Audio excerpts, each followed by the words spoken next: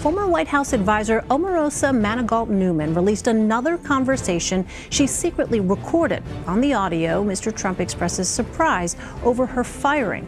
Nicole Killian is at the White House with the president's reaction.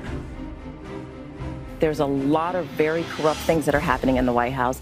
Former advisor to the president, Omarosa Newman, appeared on NBC's Today Show Monday, where she released an audio conversation between her and President Trump.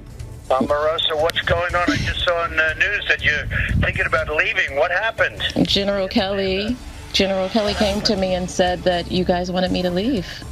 No, nobody even told me about it. Nobody. Wow. You know, they run a big operation, but I didn't know it. I didn't know that. Yeah. God damn it. I don't love you leaving at all. The former Apprentice star, once one of the president's staunchest allies, says the recording brings up a major concern. Who's running this country? When Donald Trump says that they run a big operation, who is the they? Is General Kelly puppeting Donald Trump? Okay. Is he truly running this country? The recording comes ahead of her new memoir, Unhinged, and follows another secret recording she released. This one with Chief of Staff John Kelly firing her in the super secure White House Situation Room. Is the president aware of what's going on? Let's not go down the road. This is a non-negotiable discussion. This has to do with some pretty serious integrity violations.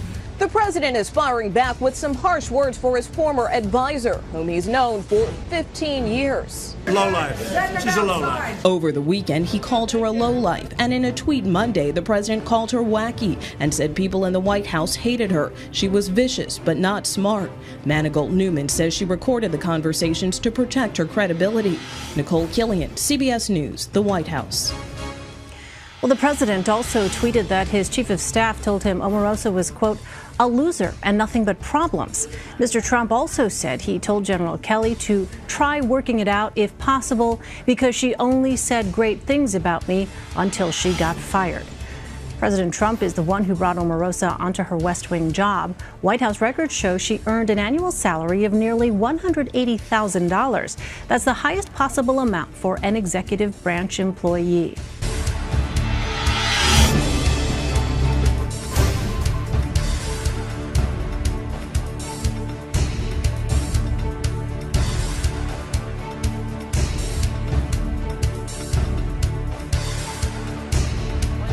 Trump train, I want you to say choo choo.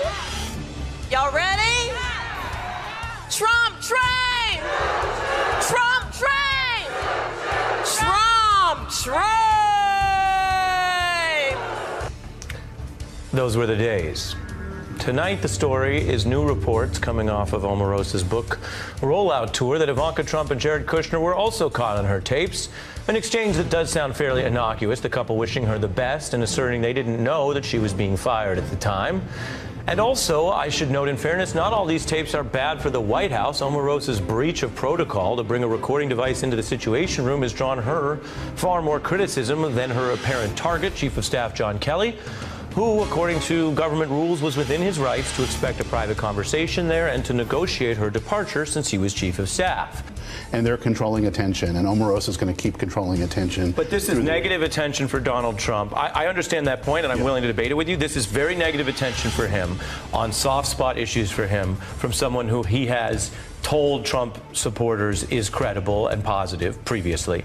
Right. And it's on a day when politically he has finally gotten, and we're going to get to this later in the show, but he would want, I would argue, the A block of the news shows to be about the firing of the FBI agent who is anti-Trump deep state. So does the distraction argument really apply on a day like today? I think so. I think if we're going to stick with the beef metaphor, that this is in fact within the context also of a reality show, kind of a hip-hop beef, right? And a hip-hop beef, almost by definition, benefits at least one or both of the parties. And I think so in this sense, anything that provides distraction is a positive. And so this actually represents a new type of distraction that is interesting as drama, but you never know if it's real or fake. I would even posit that it's possible that these tapes actually are completely fabricated. The quality of the tape is too good. The whole thing kind of smells funky. You said as well, which is what is the cultural conversation that is tapped into, and the celebrity status of Donald Trump, which was held against against him, not only by the Republican establishment on the right, but by the elites and what you might call some center and liberal elites, obviously did play well in part of the country. He didn't get more votes, but he came close. Take a listen to the John Kelly exchange, where it's hard to imagine that John Kelly fits into the beef feud the same way, because he seems very much against all of this. Here's the audio. Is the president aware of this? Let's not go down the road. This is a non-negotiable discussion. This has to do with some pretty serious integrity violations. So I'll let it go at that. So the staff and everyone on the staff works for me, not the president. And so after your departure, I'll inform him if he gets interested on where you may be. Is that part real? They sound like they're in bed together. But they're not. They're allegedly in the Situation Room. Allegedly. The problem is, I think what's happening right now is everything is becoming an allegedly. Right? Part of the deterioration that the Trump administration has created is where you don't trust anything. And I think the entire country is in a kind of state of paranoia. What if this is real? I have no idea. Right, but I think the idea is that John Kelly, based on what we know and the fact that there are facts, she was removed from the White House. There is government payroll. She no longer draws that check. That's publicly disclosed. That she doesn't go in there every day, and John Kelly was the one who removed her. So there are some facts that are out of this, even amidst the drama, and that goes to this is what John Kelly, the chief of staff, is spending. No, I don't think we're put at risk by her. I don't think that anybody is giving her any real credibility. Look, this isn't a stupid woman. She's an intelligent woman. She knows what she's doing. In talking about the recordings, the laws in the United States flip-flop.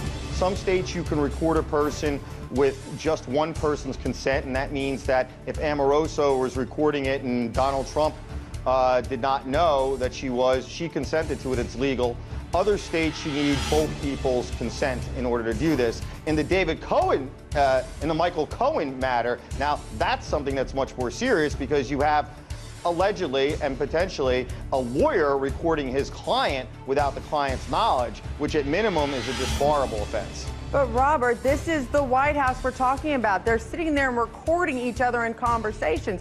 Shouldn't that be something that we should all be very concerned about? I remember when Sean Spicer first got in, and he made all of the employees throw their phones in a basket, and that was considered to be wrongdoing. Should there be these recordings being allowed to be happening in the White House, and should we know that they're doing it?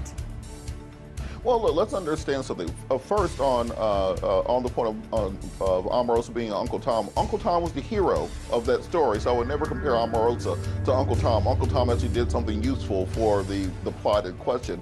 But look, we have to have security measures, because if Omarosa can record conversations with the chief of staff, who knows what other individuals with more nefarious purposes, not reality show or book related, might be recording national security issues. Let's say that the Russians or the Chinese or any other organization has somebody in there who's able to record conversations with the president and get the jump on strategy. What if somebody in the market is able to know what is going to come out of the Fed the day before it happens, because they have these conversations recorded? So we really do need to take a look at the security mechanisms that are in place at the White House. That's supposed to be the highest level of security in the country. And for a reality star to be able to sneak her cell phone in is telling us that we need to tighten things up. Well, we know it's a reality show, and Ken, I'm going to let you have the last word on this.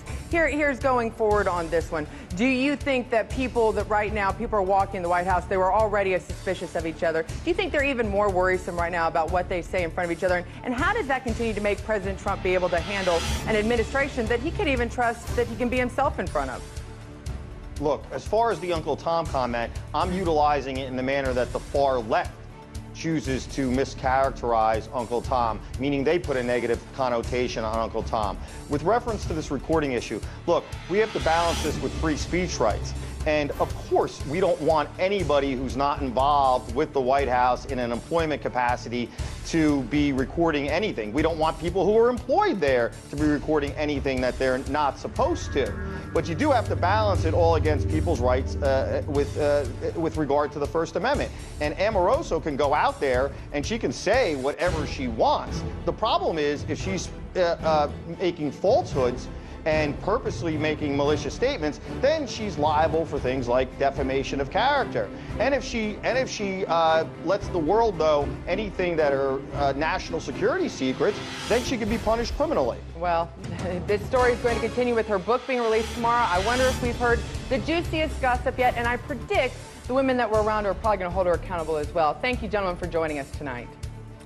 My pleasure. Thanks.